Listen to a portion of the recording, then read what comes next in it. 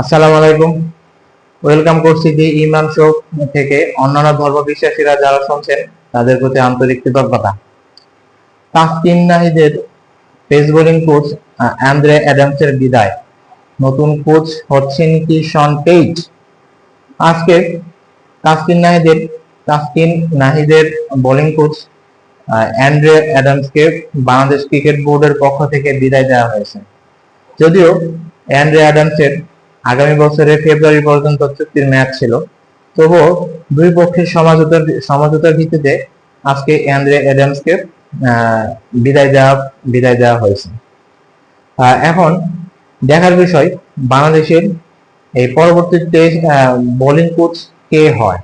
এক্ষেত্রে নাম শোনা যাচ্ছে শন টেইটের নাম সবচেয়ে বেশি শোনা যাচ্ছে, কারণ শন টেইট এর আগের বারও বিসিবির সাথে কথা বলেছিল। এর গত বিপিএলেও বিসিবি ক্রিকেট বোর্ডের সাথে শন টেইট অনেকটা কথাবার্তা এগিয়ে নিয়েছিল। এখন অনেকে মনে করতেছে এই শন টেইট বাংলাদেশের পরবর্তী পেস বোলিং কোচ হওয়ার দৌড়ে সবার আগে এগিয়ে আছে।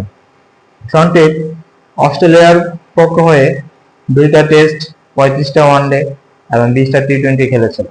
অবশ্য অস্ট্রেলিয়া দলের পক্ষ থেকে অবসর গ্রহণের পর তিনি পাকিস্তান দলের সাথে কাজ করেছেন, আর কয়েকটা ঘরোয়া টুর্নামেন্টের সাথে কাজ করেছেন। ইভেন বাংলাদেশের এই বিপিএলও কাজ করেছেন। এবার লাস্ট বিপিএলে তো চিটাগাং কিংসের তিনি প্রধান কোচ হিসেবে ছিলেন এবং চিটাগাংকে চ্যাম্পিয়ন করার গৌরব অর্জন করেছিলেন। সেই ক্ষেত্রে বিসিবি এই শন টেইটের উপর অনেক সন্তুষ্ট এবং তার সাথে প্রায় কথাবার্তা এগিয়ে গেছে। যে কোনো সময় বিসিবি শন টেইটকে বাংলাদেশের ক্রিকেট দলের পেস বোলিং কোচ হিসেবে ঘোষণা দিতে পারে। এর আগের যে কোচ ছিল অ্যান্দ্রে অ্যাডামস, তার কাজের প্রতি তেমন সন্তুষ্ট ছিল না।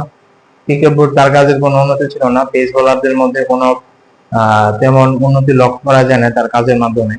এই জন্য অ্যান্ড্রে অ্যাডামসের উপর অসন্তুষ্ট ছিল। অ্যান্ড্রে অ্যাডামস এসেছিল অ্যালান ডোনাল্ড যখন বাংলাদেশ ক্রিকেট দলকে ছেড়ে চলে যায়, তখন নাজমুল হোসেন পাপনের বোর্ড এই অ্যান্ড্রে অ্যাডামসকে নিয়োগ দিয়েছিল। নিয়োগ দেওয়ার পর তার কাজে তেমন বোর্ড সন্তুষ্ট হতে পারেনি অনেকদিন ধরেই।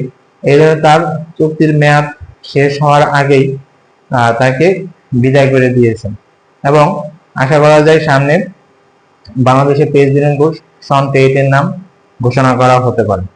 তো আপনারাও কি মনে করেন, এই শন টেইট বাংলাদেশের পেস বোলিংদের জন্য কি খুব ভালো হবে?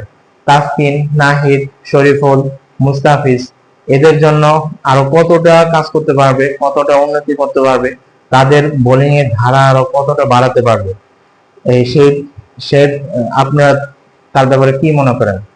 আপনারা আমাদের এসব বিষয়ে জানাতে পারেন। ধন্যবাদ সবাইকে। ভালো থাকবেন, সুস্থ থাকবেন। আল্লাহ হাফেজ।